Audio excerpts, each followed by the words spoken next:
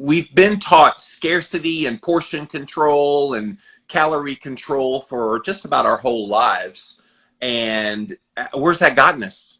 More and more frustration, more and more hunger, that when you do go on a diet, you're biting your nails until your next meal because you're trying to white knuckle it. And it's like, no, that's not natural. Even thinking ancestrally, how did caveman, paleo man actually eat? They would have an animal kill. They would eat the crap out of that animal kill. Mm-hmm. And then they would go days upon days upon days without any food at all. And yet they still had the energy to go out with a spear and go get another animal kill. And that's how they survived. And so for us to think that it's natural to have breakfast, snack, lunch, snack, dinner, snack, midnight snack. I remember Taco Bell called the midnight snack the fourth meal. And I'm going, we didn't need 3. I love that. No, it's so true, but we've been so wired. I mean, did you ever have this experience, Jimmy, when you go to an airport? Like, I'd be like, okay, well, on the way to the airport, I got to get my latte, and because I didn't have breakfast. And then when I get to the airport, I've got to have all my snacks, and I've got to get breakfast there. And it's such a freeing feeling that you're like, I do not need to. I can go on that airplane. I can have my water filled up. I can order a club soda or a sparkling water on the plane if I want. And then when I actually eat, like, it's just, to me, to be honest, like, I look at how complicated we've made it, where we just think we need to eat all the dang time. And then you just eat better, because once you actually do eat, you're not grazing on your kids' Cheerios and their leftover macaroni and cheese. You're actually saying, no, I am worthy of a good meal now that it's time to eat. And I'd much rather be that lioness who's out hunting with all the energy and going than that sleepy lion after they just ate, you know? Yeah. And So I have a funny flying story. I remember being stuck on a tarmac for over an hour one time. We were out there, and so the waitress or the stewardesses were all saying, "Oh, we got to make sure everybody's got a snack and some water." I'm like, I'm good. Like, it was just amazing. Like, all these people were freaking out on the plane that, oh my God, what are we gonna do? We don't have food. And it's like, you need food. You were just in an airport an hour ago. Did you not eat there if you needed something? Like, it was so weird to me. But again, it's indicative. It's endemic, I suppose is the word, of where we are in society, that people feel like if they don't have access to food, I wish they would go into some other countries at some point and see how we've got it made here in America. There is so much food availability, and granted, a lot of it's crap, but yeah, availability to something to nourish our body, at least in the moment. Not every country has that. Element contains a science-backed electrolyte ratio, 1,000 milligrams of sodium, 200 milligrams potassium, and 60 milligrams of magnesium, with none of the junk, no sugar, no coloring, no artificial ingredients, no gluten, no fillers, no BS. Add Element today and see how much better you feel and perform. Use the URL drinklmnt.com/Jimmy. Yeah, they don't. And, you know, I think there's so much good information out there. Have you ever seen the book called Body Love by Kelly LeVeque? Because she was starting to challenge that notion, too, about snacking and the need. And one of her lines was, "You're not a toddler. You know, quit snacking. You're not a toddler. Like, knock it off. We don't need it." And her book really talks about, even if you don't want to intermittent fast, even if you don't want to fast at all, try to just elongate the time between your meals and try to not snack. We would, as a society, get a whole hell of a lot healthier if even we just stop snacking so much. And at night, cut ourselves off. Close the pantry, put a frickin' lock on that door. Like, we have a lock on our pantry door, by the way, because we have 6 kids. a key padlock. But I'm telling you, you would have, like, that's so true, because we think we all need all the snacks. My poor kids at school, they're like, they make them have all these snacks. And I'm like, when I was in school, we didn't have snacks. We went to school and had lunch. That's all. It's just such a new thing. It is a very new thing. I remember I coached a kids soccer team at my church at the time, and yeah, they were like, "Okay, what parents bringing the snack to the practice, and what parents bringing the snack for after the game on Saturday?" And I'm like, "Do they need one?" Like literally the snack.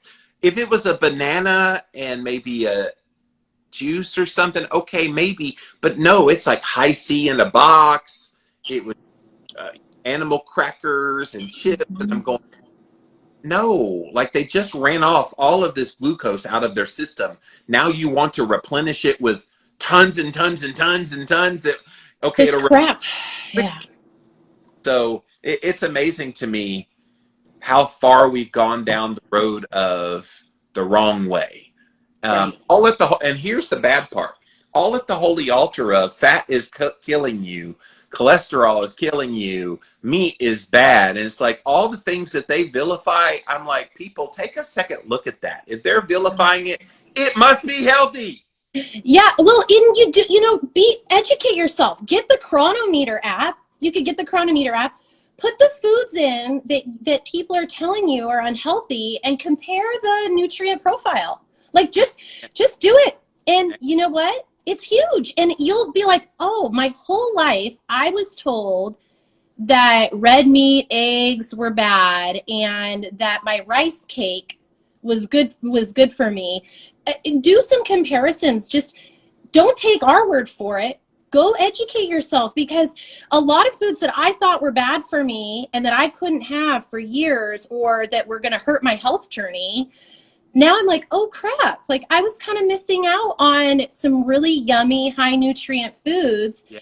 And so I love that you say that, because I do think you really need to challenge what you've always been told, but also educate yourself. Look for yourself. Don't take our word for it. Yeah, there's a reason why chicken, and specifically chicken breasts, is the #1 selling meat in America. And guess what the #1 selling vegetable is? This is going to blow your mind. The No, I American heard this. Association actually did this survey of their people. What's the vegetable you eat the most? What do you think? Well, I just think of like when they always used to tell us chicken and broccoli. So I'm going to guess broccoli. Broccoli would be a good real vegetable, but their vegetable was potatoes, but more specifically fried potatoes. In other words, French fries. French fries. Vegetable. That, yes, it's grown, it's plant-based, but it's a starch. It is not a vegetable. Yeah, broccoli would be a wonderful one. Yeah, and you know what I found with starches for me is that it's interesting. I like starches accompanied with fat. And so the problem with me is it's like the double whammy of the worst thing I could have, right? Like donuts, you look at all the foods, but a baked potato, for me, the reason it's a problem is that it's not just the starch component, which if I was probably just eating that plain and having a little, but I'm loading it with too much butter and too much sour cream. And I am not anti-fat. Anyone who follows me, I use fat a lot as a lever in my diet. But what I think we don't realize is sometimes those foods, like a potato, it's like, well, what are you also, is anyone just eating it plain? No, they're frying it. They're putting 5 buckets of cheese on it. And although I one time had on my podcast, has been hundreds of episodes, a guy that did this thing called the potato diet. And I'm not kidding you at all, Bett. He only ate potatoes, like 20 of them a day. And he would like put a little salt, a little herbs, and then slice them and eat them without butter, without sour cream, not even margarine or whatever fake butter he wanted to put on it. No, it's just straight up. And he was trying to say, if you just eat potatoes, you can still lose weight. Okay, yeah, because 20 potatoes, I don't have the math here, but not that many calories. Alexa, how many calories in a potato? One medium potato has 160 calories. Okay, it's a good amount of calories. yeah. Getting good calories, but from a nutrition standpoint, it's all carbohydrate. There's no protein. There's no fat. And the two things in your diet that you must have in your diet, because your body can't make them, is essential amino acids and essential fatty acids. There is no essential carbohydrate acids. There's no such thing. Exactly. No, and I found on my kind of keto low carb journey, when I was kind of combining that with fasting, you know, a lever that I've been pulling now, which is interesting, is I never I find that when I was pursuing proteins, I was always pursuing red meat, which I love, and I'm very pro red meat. But a new thing I've been really challenging myself is how can I also incorporate more protein that's seafood based and others, just to have that additional kind of lever. Because do you ever know, I don't know, maybe that was just me, but when I first was doing keto, I was only I was limiting myself on the proteins, and now I'm like, oh, there's so many more proteins out there than I originally was using. I don't think limit your proteins. I think all the animal-based proteins are on the table. Some of them will be better than others. Like when I went to Australia, I got to try kangaroo for the first time. That is a lean-ass meat. So I thought chicken was dry and lean. No. Kangaroo is pretty darn lean. And I was like, can I please put some butter on this to make it horrible? My Aussie fans, but yes, that was a trip. But you're right. There, everything on the table. I'm doing this 100-day challenge that I'm doing, and I filled up my pantry, my refrigerator from the farmer's market, and it's got a lot of beef stuff, but it's got pork, it's got lamb, it's got some bison in there, and it's got some offal, so it's got beef heart and pork tongue, maybe. I got a variety of little stuff in there. But you're right, kind of, it's like anything else. You want to eat from a variety, not eat the same thing, because the body doesn't do well when you eat monolithically the same things over and over and over again. And I get bored.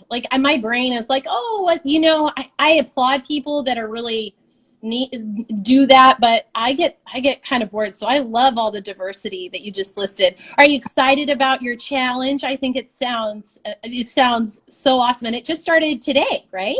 Yeah, as of the recording of this, because this will air on my podcast in a few weeks. So it was a couple weeks ago. And so, yes, I started today, and it was hard to start because I was testing flipping my tire a couple of days ago, and I tweaked my back when I did that. So my back has been sore. I mean, it's still a little bit sore now. I went out for the walk today, and I was just like, okay, it's starting to loosen up a little bit, and it's still rough, but then I got this major headache come on, and I'm like, my God, how many physical things are going to throw at me on day one? So I'm about halfway through my long list of things I have to get done. So as soon as we're done here, I still have to flip the tire. I still got another walk. I still got to do the ice bath. I got a lot of things to do. But yeah, I'm excited. And then tomorrow, and this is a good segue to fasting, tomorrow I'm fasting. So I'm doing alternate day fasting with this. So my last meal tonight will probably be around 6 or so. And then I won't eat again until I wake up when I'm hungry on, what would that be, Friday. So yeah, it's going to be interesting. I've done alternate day fasting before, and I do intermittent fasting. It's easy. I can do that in my sleep. But alternate day fasting, I have not done for this long ever. 100 days in a row, 50 days of eating, 50 days of fasting. I'm a little intimidated by it, if I'm being honest, because what do I do if I get on a day where I'm doing all these biohacks except for flipping the tire, and they make me hungry? Am I supposed to suck it up, buttercup?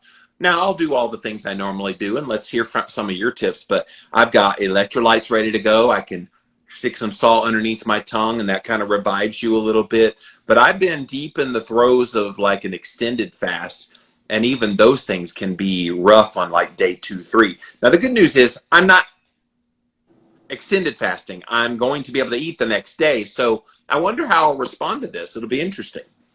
Yeah, I'm fascinated to see. I don't do ADF, but I do a mealless Monday sometimes, and it's usually Mondays. Sometimes it's another day, but I do a whole day. So where my last meal is Sunday night, and then my next meal is sometime on Tuesday.